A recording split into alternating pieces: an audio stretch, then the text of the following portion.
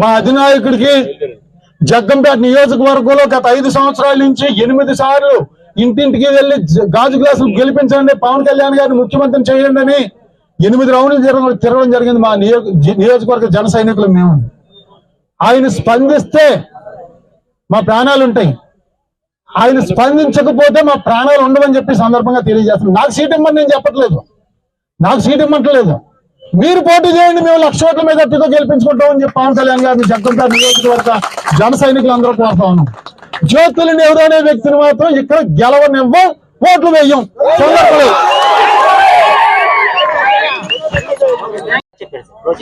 మా అధినాయకుడికి జగ్గంపేట నియోజకవర్గంలో గత 5 సంవత్సరాల నుంచి 8 సార్లు ఇంటింటికి వెళ్లి గాజు గ్లాసులు గెలిపించండి, పవన్ కళ్యాణ్ గారిని ముఖ్యమంత్రిని చేయండి అని 8 రౌండ్లు తిరగడం జరిగింది. మా నియోజకవర్గ జన సైనికులు మేము.